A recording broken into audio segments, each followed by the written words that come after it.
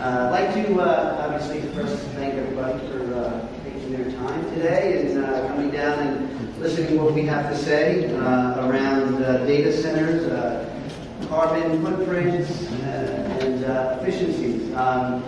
We've got a unique conversation to talk to you guys about in regards to what we have been doing and some concepts around the data centers and the changing environment around data centers throughout the country. Future Tech is a company that's involved with a lot of the Fortune companies across the United States and the globe, as well as state agencies, federal agencies, corporate agencies, and anybody actually probably that can talk to us. We're a Long Island-based company here, and we've been able to support quite a number of initiatives around this technology, which we're going to talk to you a little bit about. You already heard most of this, but challenges today, as we talk about data centers, right? We look at power, obviously, and that's a major concern for a lot of organizations. We look at the risks around fire, around water. We all are obviously familiar with some of the natural disaster challenges that we've been having and the effects of that, not only within the corporate areas, but also within the personnel areas. And corporations are scrambling to try to figure out how they can mitigate their risks associated with the challenges of floods, fires, natural disasters. And some of those answers are, well, move it here or move it there. But what we're seeing is the natural disasters don't really actually care where you move it to. So if you move it to one place and there's a disaster there and you try to move it to another place, you just actually don't know. So Mother Nature is not following our plan. So we're trying to change the game a little bit.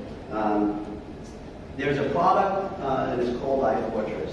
And what iFortress is a different way of looking at the structural integrity of data centers. As you look at the evolution of data centers, we had always looked at data security. Data security tied to the information that's in the system, getting to the systems. Physical security, you looked at access to rooms, how to get to rooms, biometrics, all of those things. And what most people missed was the structural security aspects of data centers. So if you look at a lot of the data centers across the country, you will find out that they are generally on the bottom floor of a facility, and that facility has a couple of other floors above them. And what's above them then are pipes, or desks and ceilings and toilets. There was a study done that showed over 25% of all data centers across the country have been affected by some type of water event, whether that was a pipe or water coming in from the outside. Because we build these great walls on the outside, right, and then you've got the floor, but then the ceiling is never really been protected, around that. So you've got fire ratings potentially on the outside walls, but the ceiling down is a challenge. So what we have biography, we're not going to talk about me, nobody actually cares. What we have, I'm going to skip to something we don't need to talk about that too much. What we have is a facility that is a modular facility. It is 2-foot panels that are put together in a tongue-and-groove fashion. These panels are only 4 inches thick with special inert materials on the inside. And what happens when these panels come together in this tongue-and-groove effect, there's a special camming system that attaches the panels together. And when you attach those panels together, what it actually creates is 1,000 pounds tensile strength per square inch within the center. We then make this a 6-sided facility. So the 6-sidedness that comes together creates this very structural, intense facility. Now, the effect of this, as we originally designed and worked with iFortress on, the effect of this was structure. But the true effect later on was green, right?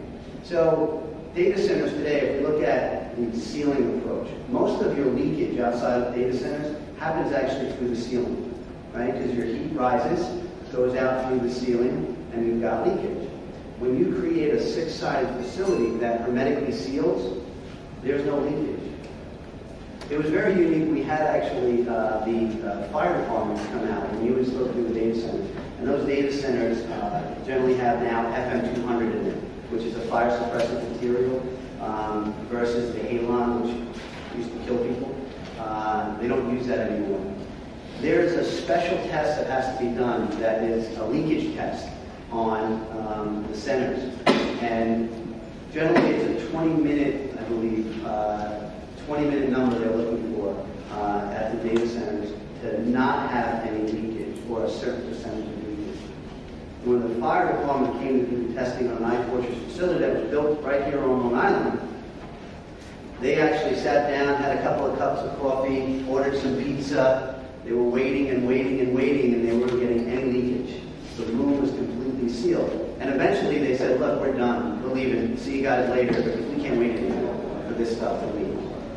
So they gave it the highest possible rating. Now what that means from a power perspective is if you are sealing a room like that, right, and you don't have leakage, well then you're going to be much more efficient from a cooling perspective. You're also going to be much more efficient because you only have to cool the space that you're utilizing. And if it's a modular approach as well, right, as you build your data center, you don't have to cool the entire center. So examples of that are, today as we look at data center design and builds, our goals as companies are to plan out 5 years, right? Can't be year 1, can't be year 2, we have to plan out 5 years. So when you plan out 5 years, you're generally going to take the space that you need for that time period. In our world, you don't actually have to build that space out completely. Because it's a modular facility that comes together and coming from fashion, we call it build as you grow. So as you start to need more data center space, so let's say it's a 10,000 square foot facility you need. Come out of the gate, you only need 3,000 square feet. Build the 3,000 square feet, cool the 3,000 square feet. Now, you need to add another 1,000, we can do that without affecting the structural integrity of the center at all, because the walls go up and the floor and the ceiling go on the outside, and then you're just moving it the other direction. And I should have paid attention and shut mine, so I apologize.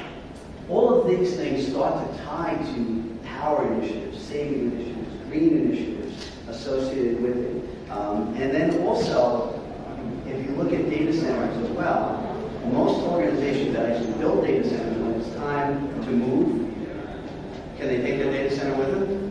That's a no. In our world, you actually can. So we've got companies that built a data center in one location, and now they have to move to another location because their company was acquired, or they've done a big expansion, or they're moving to another state to save from a dollars and cent perspective. Actually, what they do now is we disassemble the data center, pack it up, ship it out to the new location, stand it back up, and now we've actually reused the materials. So now, not only that green effect, but that recycle effect.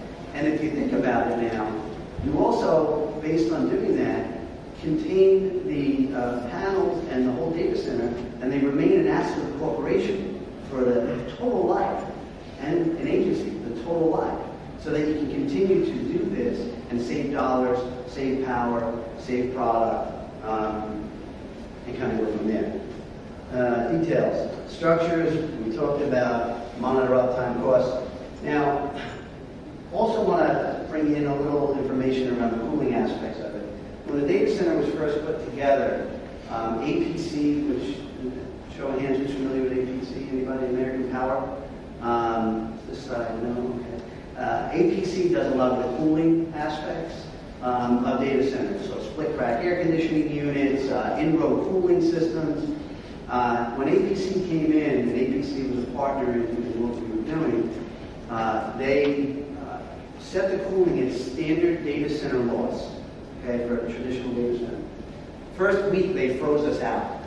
Literally, froze pipes within the room, because they were pumping out so much air conditioning that the room wasn't letting it out. It didn't need to. It was so efficient that pipes were freezing. It took them about a month, I would say, to come down to the proper level. Now, where you're starting to see data centers and technology move within the computing space is that